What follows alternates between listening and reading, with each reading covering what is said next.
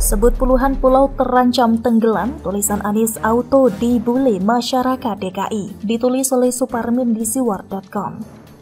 Sebelum kita lanjut, jangan lupa subscribe dan nyalakan loncengnya agar Anda menjadi yang pertama mendapatkan informasi dari jurnal terupdate.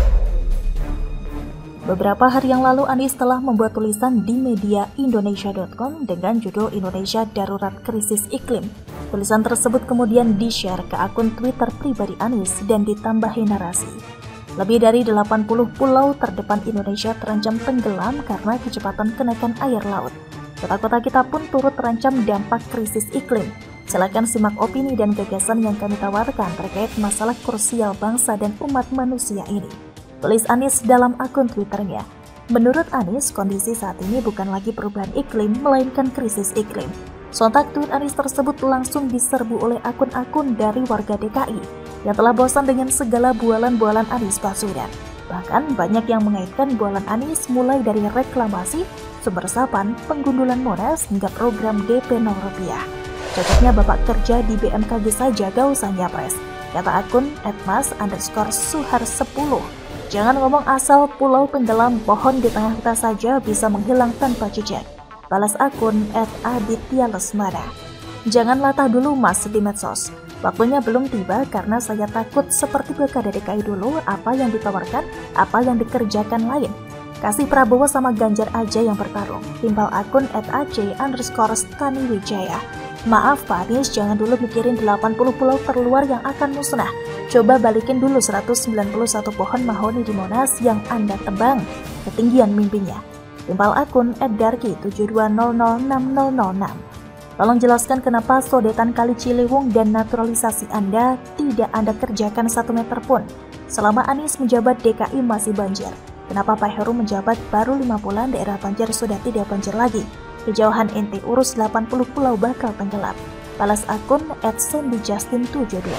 Bahkan ada salah seorang warganet yang menyatakan bahwa tulisan Anies adalah copy-paste, terus dimodifikasi dari media online Cina yaitu China Xinhua News. Entahlah seperti apa malunya Anies atas retorika tentang sebuah gagasan yang sudah dirangkai bersama puisinya yang indah tersebut. Tapi banyak diseleding oleh warganet, bahkan dikait-kaitkan dengan ketidakbejusannya dalam memimpin DKI. Bila dilihat dalam postingan Anies Baswedan di Twitter, sepertinya banyak masyarakat yang sudah tidak percaya lagi atas segala bualan yang keluar dari dirinya, baik omongan maupun sekedar tulisan.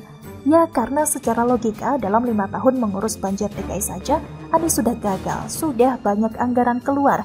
Bukannya banjir bisa diatasi, malah banyak membuat jebakan-jebakan buat para pengguna jalan yang melintas. Bila ditilik dari gagasan Anies tentang kondisi saat ini yang diganti istilahnya oleh Anies dari perubahan iklim menjadi krisis iklim.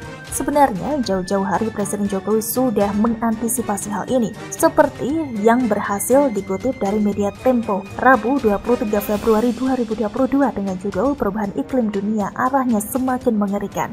Jokowi mencanangkan yaitu melalui upaya penanaman vegetasi dan vetiver, penanaman hutan bakau, serta pohon-pohon penyangga yang lain.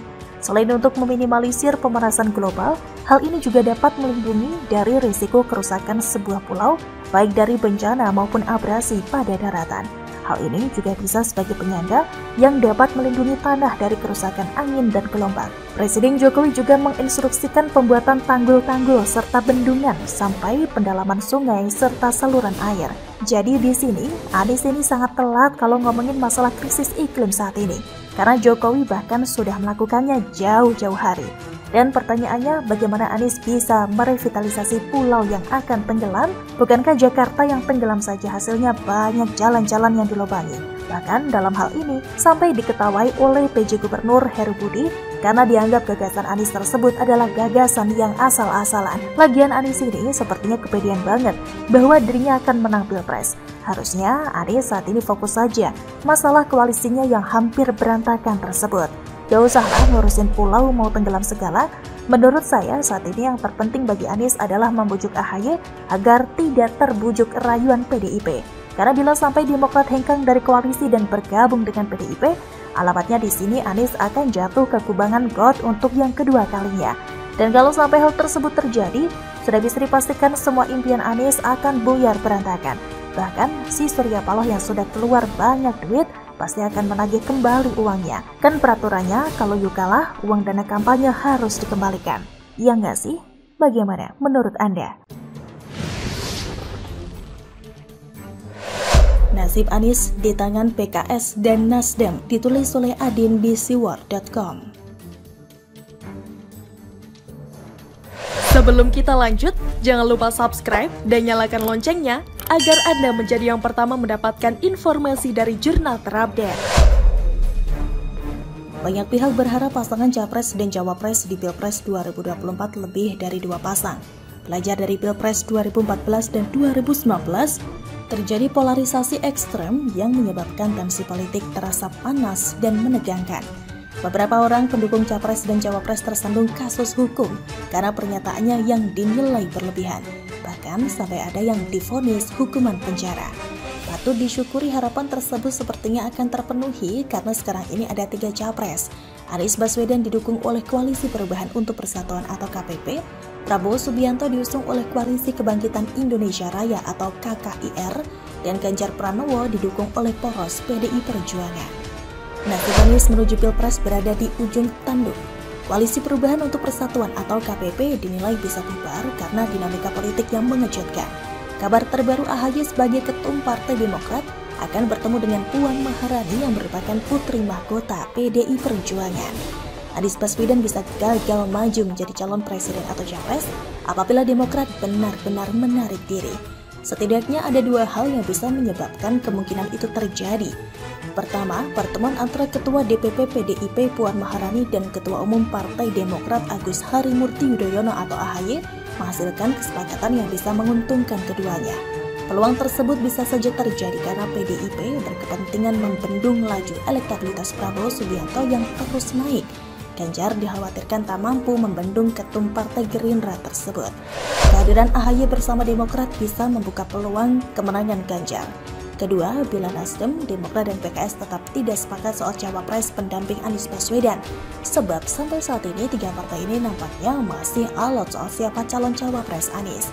Nasdem menginginkan Khofifah sebagai pendamping Anies, Demokrat mencalonkan ketua umumnya AHY. Sementara PKS ingin menjadikan kadernya Aher sebagai cawapres. Katanya 3 parpol anggota KPP sudah sepakat terhadap satu nama cawapres Anies, tapi anehnya malah terjadi ketegangan antara Nasdem dan Demokrat.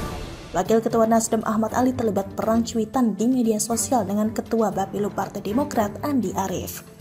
Hal ini terjadi karena perolehan kursi 3 partai itu pada Pileg 2019 relatif seimbang. 3 partai tersebut merasa sama-sama punya hak untuk menjadikan kandidatnya sebagai pendamping Anies. Masing-masing parpol bisa menjadi kunci lanjut atau tidaknya Anies capres. Bila satu parpol cabut, maka KPP bubar barisan.